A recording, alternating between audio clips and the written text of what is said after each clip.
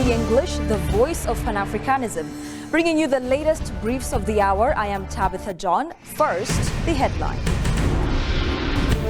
Ethiopia said to be in a perfect position and time to have access to the sea.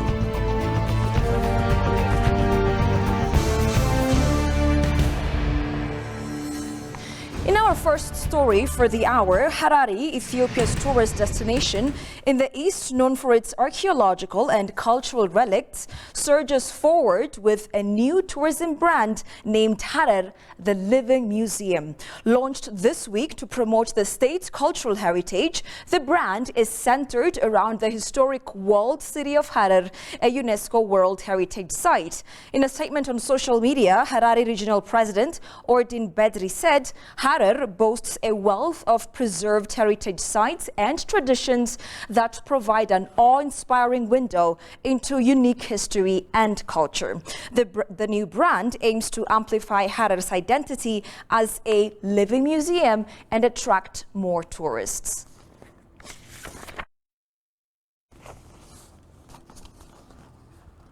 Next, Mission Director with the United States Agency for International Development, USAID, reaffirmed his organization's commitment to support development initiatives across Ethiopia. The Mission Director, Scott Hochlander, made the remark during a visit to Ethiopia's Sidama state this week. In a meeting with Sidama Regional State President Desta Lendamo, Hochlander discussed USAID's long-standing partnership with Ethiopia. At the Hawassa Industrial Park, Hochlander visited a USAID project helping factory workers acclimatize to new jobs and living situations.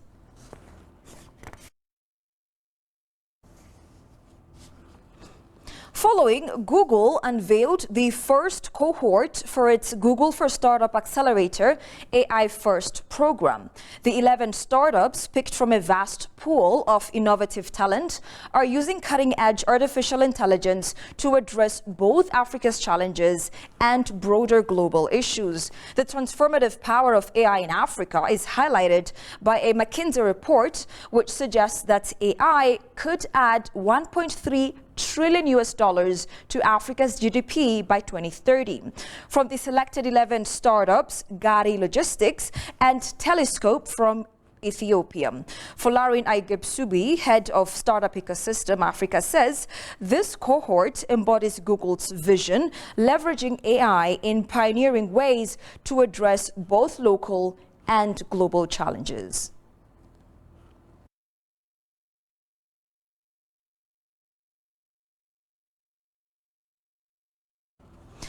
You're watching ABC English, the voice of Pan-Africanism. We'll be back in a bit.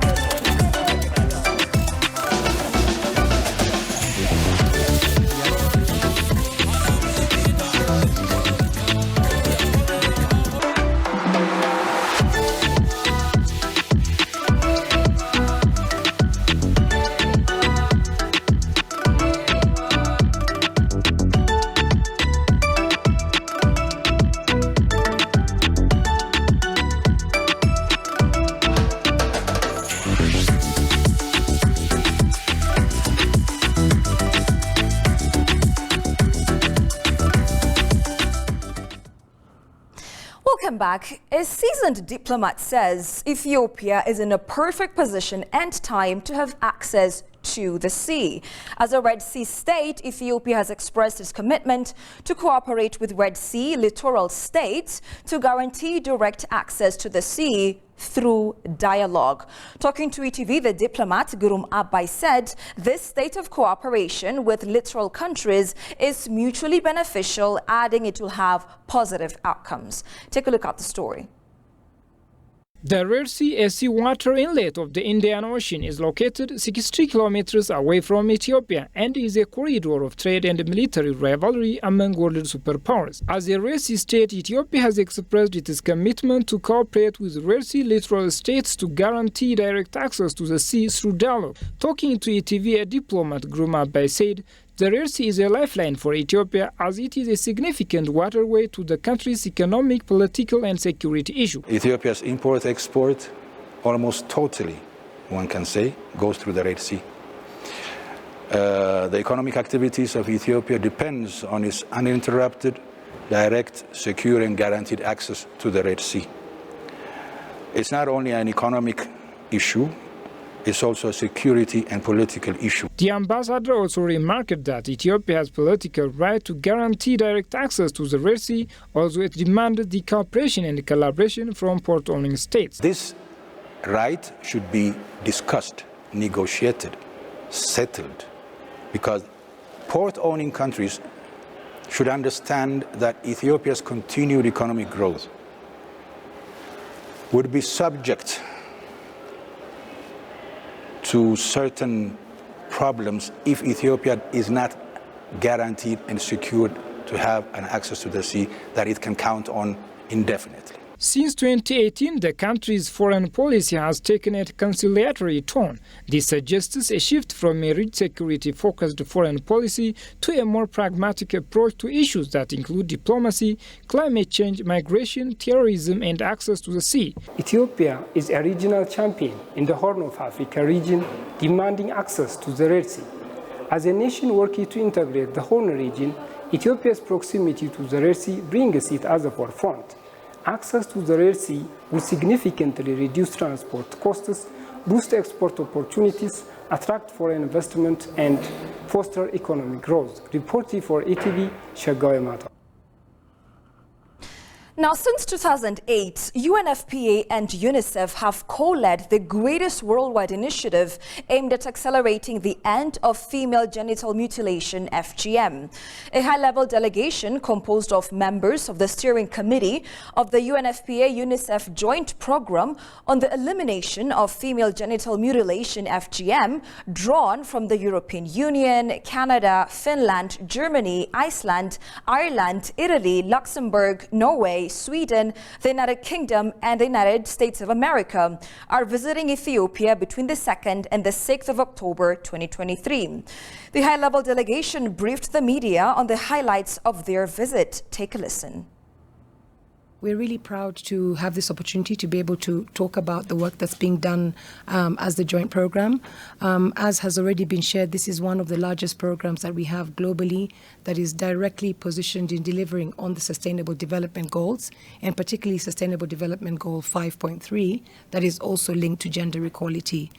Amongst the 17 countries, there's different contexts in these 17 countries, but it's been great to be able to be in Ethiopia this week. And even before coming here, we know that the prevalence rate for FGM has gone down compared to other countries globally.